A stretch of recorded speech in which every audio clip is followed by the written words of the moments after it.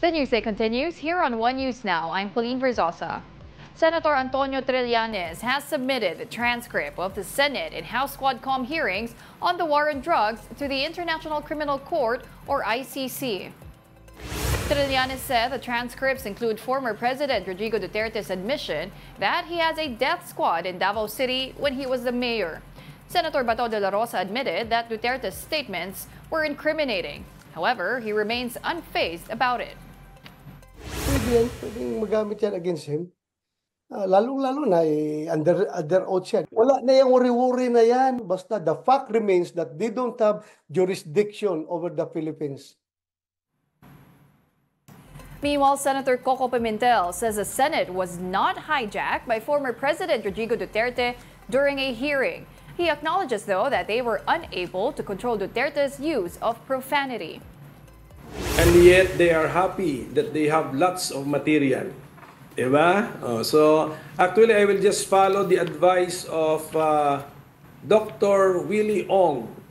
Sabi niya, masyado niyang sineryoso yung mga bashing sa kanya, kaya siya nagka-cancer. So, wag na lang natin seryosohin yan. Kasi nga, as chairman, my mission was to be in the middle. Just to bring out the evidence and to receive the evidence and to hear the witnesses. Wala naman akong planong makipagdebate kung tama o mali ang opinion ng witness. So, mabuti na yan. Let's just put everything on record. And then these people who are criticizing me are at the same time very happy that they have lots of material available. O who made that possible? Sagutin nga nila. Anyway, I'll go back to the advice of Doc Willie Ong. Huwag nang patulan ang mga bashers, ang mga negative comments. Gawin lang natin yung trabaho natin ng tama. Curious lang ako, Senator Coco, before the hearing, medyo short notice rin, you guys were convened kind of suddenly. You just had a few days to prepare. Going into the hearing, did you have a strategy? Parang, ito yung gagawin ko, nasunod ba yun? Or parang, what was going through your mind? Ano yung initial plan mo going into one day's hearing? Yes, just to be a neutral chairman nga and then to receive the evidence. But then, ito yung plano ko talaga. Because sabi ko nga, this is a blue ribbon hearing. So dapat, this is about, the allegation is, someone in government made some questionable actions or decisions. Ayun tawag nga na malfeasance, misfeasance, and nonfeasance. Kaya ang aking plano sana, uunahin namin pakinggan yung mga victim families. Umangal yung mga kasama ko. Kasi daw we have a former president in our midst. Pakinggan daw muna yung opening statement. So ang compromise na lang namin, sige okay, dahil sa former president na ang witness namin right before us, sabi ko sige okay, pakinggan yung opening statement niya. But ang compromise namin, after him, we will hear the victim families. Yun naman ang nangyari.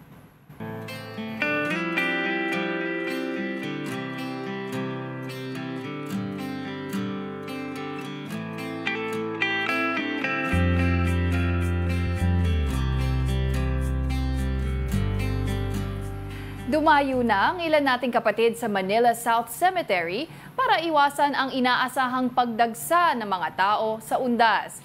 And to get the latest on the ground, we have our mobile journalist Kayla Macantan reporting to us live from Manila South Cemetery this morning. Kayla, good morning. Kamusta na ang sitwasyon dyan ngayong Huwebes? Good morning, Pauline. Sa mga oras na to medyo umaraw-araw na kasi kanina nga umaga na tayo ay dumating. Talagang makulimlim at may paambon-ambon pa dito nga sa Manila South Cemetery. At mapapansin natin na medyo dumadami na kumpara kaninang umaga kasi pa-isa-isa lang talaga yung pumapasok dito sa sementeryo para bumisita. At kanina po nagkaroon din tayo ng pagkakataon na makapasok at makaikot. At napansin ko may mangilan-ngilan pang naghahabol ng paglilinis ng nicho. Pero ayon sa ating mga nakausap na otoridad, ay inaasahan na bukas talaga dadagsa yung mga tao dahil may mga pasok pa. At yung iba naman nating kapatid, nakausap din natin kanina, yung worry daw kasi nila yung biglang pabago-bago nga ng panahon, baka maabutan dito. At maalala kasi natin, nasa taong 2022 nung talagang inabutan ng bagyo yung undas at maraming bumiyahe pa mula sa malalayong lugar yung hindi talaga pinapasok. Kaya yun yung iniiwasan ng iba nating mga kapatid. Yung ilan naman daw, pumunta na nung nakaraang linggo pa, kumbaga, pinaaga na nila yung kanilang pagbisita dito sa Manila South Cemetery. Pauline. Okay, so Kayla, gaano ba karaming tao ang inaasahan ng mga autoridad na pupunta nga dyan sa Manila South Cemetery bukas sa undas mismo? Yes, Pauline, ang inaasahan nilang dami ng bibisita dito ay nasa 500,000, pero ayan ay estimate pa lang din daw nila. Yan ay pwede nga mas mababa o mas marami pa. Binasin nila ito dito nga sa data ng mga pumupunta na taon-taon dito sa Manila South Cemetery. At syempre pinapaalala nila yung mga ipinagbabawal at para hindi na magkaroon pa ng hassle. At yung mga kapatid naman natin na papunta ngayon, paalala din po na may mga kalsadang sarado papunta dito sa Manila South Cemetery. Ito yung Metropolitan Ave, South Ave, Vito Cruz, at pati yung JP Rizal Avenue. Kaya hindi po talaga makakalapit sa mismong gate ng sementeryo ang inyong mga sasakyan. Pero para naman sa ating mga senior citizen, may mga lumilibot, umiikot sa loob ng mga e-bike. Libre yan, handog ng Manila LGU. Nasa 5 Pauline yung bilang nito, para hindi mahirapan yung ating mga kapatid na senior citizen at yung mga PWD. Okay. Kayla, kamusta naman ang seguridad? Nabanggit mo may mga ilang bagay na ipinagbabawal dyan.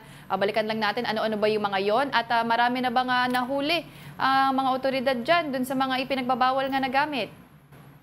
Yes, Pauline, syempre yung paulit-ulit na paalala, yung mga matutulis na bagay, wag na wag magdadala, syempre yung alak, at kahit yung mga flammable na pwedeng na susubukan nila o tatangkaing ipasok na maharang po agad yan sa gate. At syempre talagang maigting yung seguridad, madaming nakadeploy. Dito sa Manila South, hindi tayo nagkakamali, mahigit 200 yung ating tropang police na i-deploy.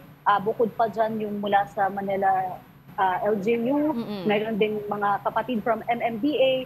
At yun yung paulit-ulit na paalala lang para hindi na magkaroon ng problema. Yung balikan po natin yung mga bawal dalhin para hindi na po mahirapan sa pagpasok pa, sa pagbisita. Okay. Kayla, gaya ba ng Manila North Cemetery, 5 a.m. hanggang 7 p.m. ang hours na bukas itong Manila South Cemetery? Yes, Pauline, 5 a.m. to 7 p.m. bukas itong Manila South Cemetery. Kaya sa mga oras na ito, inaasahan na pumunta na sana yung ating mga kapatid. Kasi kung may mga ilan daw na lalagpas sa oras at magbabaka sakali na makapasok na mahigpit po talagang ipinagbabawal yan. Susundin po talaga yung ibinigay na oras.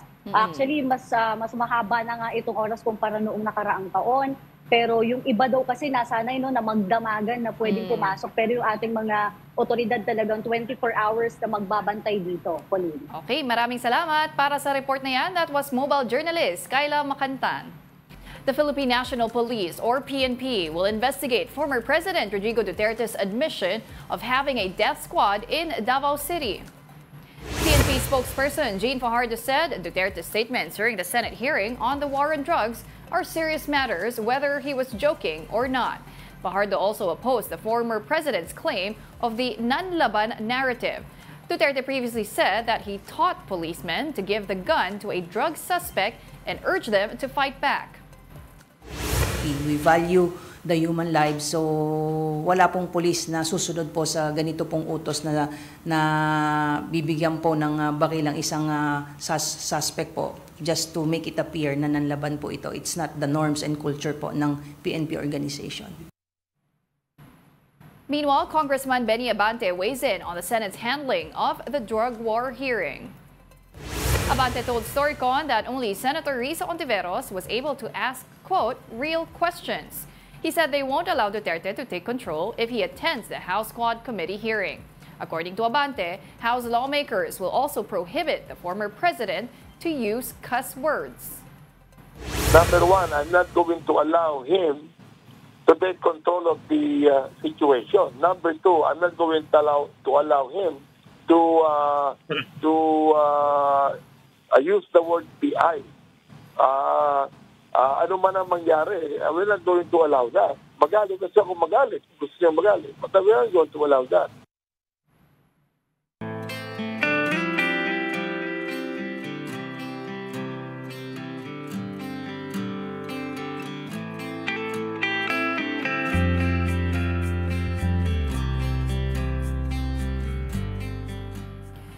Passengers bound for provinces have started to flock to the Parañaque Integrated Terminal Exchange or PITX. And now let's bring in our mobile journalist Ivan Tarinque for more details on the ground. Ivan, good morning. Kamusta na ang sitwasyon dyan sa PITX? Marami na bang mga pasahero? Pauline, good morning. Tuloy-tuloy na nga yung pagtagsa ng mga pasahero uwi ng probinsya para nga sa darating na usdas ngayong araw dito sa PITX. So, historically speaking daw, ngayong araw, October 31 talaga madalas dagsa yung mga taong pauwi sa kanilang probinsya. As of 9 a.m., no, nasa 37,000 na yung foot traffic na dumaan dito sa may PITX. And expected nga daw nila ngayong araw ay aabot ng around 200,000 yung foot traffic na dadaan dito sa PITX, Pauline. Okay, Evan, kamusta naman na yung mga biyahe ng bus? Sapat ba yung bilang ng mga ito, yung mga ruta? Pauline, hindi nga katulad ng mga nakarang araw, lalo na yung mga pabiyaheng Bicol. No? Ngayon, tuloy-tuloy na yung mga bus pauwi ng mga probinsya. And surprisingly, as of this morning, no, wala pa daw fully booked na mga bus or mga biyahe pauwi ng probinsya ngayong araw dito sa PITX. So, yung iba kanina may mga nakausap tayo, advance booking naman yung ginawa nila. A month ago pa sila nag-book para nga makauwi. Ngayong araw, yung iba naman pumila ngayong araw para makauwi. Eh, yun nga, dahil nga doon na pushback yung kanilang plano, no, dahil nga doon sa nangyaring bagyo. Pauline. Okay, so Evan, wala naman na masyadong mga stranded dyan sa PITX. Lahat naman nakakabiyahe. Tama ka dyan, Pauline. No? So 24 hours at bukas yung PITX. Usually ang bus, ang ruta ng bus from 10 p.m. at 4 a.m. earliest and 10 p.m. yung latest. No, pero tuloy-tuloy yung biyahe ng mga bus dito at wala na tayo nakikita mga stranded na pasahero na hindi makauwi na kanilang probinsya, Pauline. Okay, huli na. Evan, kamusta naman ang seguridad dyan sa PITX? Tsaka mga paalala na rin sa mga pasahero dun sa mga bawal dalhin. Tama ka dyan, Paulino. So pinagbabawal pa rin yung pagdadala ng mga flammable materials, mga patalim na bagay at mga baril. Yung mga as of earlier, nakuha nating data, no, nasa 200 na yung mga nakumpiska na ipinagbabawal na bagay dito sa PITX. At yan nga, ay pag nakumpiska, hindi na maibabalik at i-turn over na yan sa PNP. No? And kung sa seguridad naman natin, pag-uusapan yung seguridad, nasa 70 na PNP personnel yung nakapalibot dito sa loob at labas ng terminal. Pauline. Okay, maraming salamat para sa update na yan. That was mobile journalist Ivan Tarinque.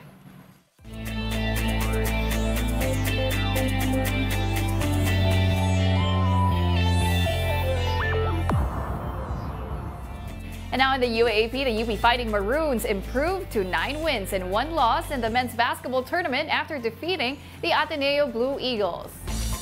Now UP delivered a dominant performance with a 75-47 victory over Ateneo on Wednesday at the SM Mall of Asia Arena.